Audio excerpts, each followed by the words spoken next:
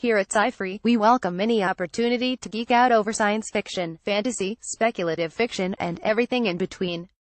In preparation for our Otherworld sci-fi extravaganza with NK Jemisin The Stone Sky, Cory Doctorow Walkaway, and Annalee Newitt's Autonomous, we compiled a list of some of our favorites, from George Saunders to Jeff Vandermeer. Happy reading Ready Player One by Ernest Cline. Ariel Zeich, education director. The story is about a world destroyed by climate change, where most people escape their day-to-day dystopia by entering Oasis, a massive multiplayer online role-playing game. The book is generally kind to the gaming community, but openly critical about virtual escapism and Silicon Valley vanity, among other things, without being super heavy. It's super fast, and definitely a light plot by genre standards, i.e. IDNT weep or stay awake looking at the ceiling after reading it. Available on Amazon. Mozart and Mirror Shades by Bruce Sterling and Louis Shiner. Christian Scott, co-director, head of digital. The plot sounds familiar to anyone who has studied world history. A small group of technologically advanced people exploits the resources of a larger but less advanced civilization. But in this story from Bruce Sterling and Louis Shiner and excerpted in Mirror Shades, the cyberpunk anthology, an excellent collection of stories, a nameless company does the colonizing, and alternate timelines are the ones that get colonized. A biting satire that takes aim at colonialism, our addiction to fossil fuels, and even the commodification of pop music. Mozart and Mirror Shades is worth checking out. Available on Amazon. Ancillary Justice by N. Lackey's Achidel Garcia, education program assistant. This book is a space opera that takes place thousands of years in the future. The Radche is an expansionist empire whose ships have artificial intelligence whose consciousness exists and flows through many human bodies called ancillaries. Why is it so cool? For one, the Radche doesn't differentiate between genders. Also, the main character in the book is the artificial intelligence of a spaceship whose consciousness used to operate through legions of human bodies whose minds were wiped and reprogrammed to operate with the ship's AI, all connected to the same central mind. Doesn't get much mind-bendier than that. Available on Amazon. Man v Nature by Diane Cook. Johanna Mayer, digital producer. Public radio icon Ira Glass wrote this about Diane Cook's collection of short stories. Many of them are dispatches from the end of the world, and it turns out to be a surprisingly familiar place. That familiarity is what makes the book so eerie. One story imagines the anxiety of new parenthood personified as a man who snatches babies when parents turn a blind eye for a moment.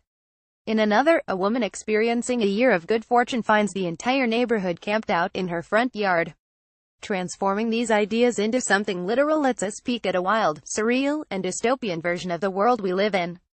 It's dark. It's bizarre. It's very good. Available on Amazon. Super Sad True Love Story by Gary Steingart. Annie Minoff, producer. Undiscovered. The novel is first and foremost a love story, but the sci-fi elements are unnervingly spot on. The story's set in a very near-future NYC, where everyone carries around an apparat, basically an iPhone, that live streams their conversations and broadcasts their hotness rating to anyone nearby. Tinder was still 2 years away. In 2010, Steingart basically foresaw 2017.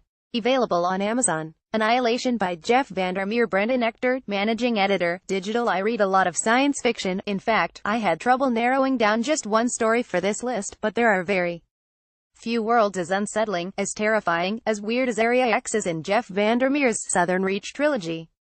While the later books expand beyond the mysterious stretch of coast, there's nothing like experiencing Area X for the first time with the biologist, as you both start to realize just how off the world is.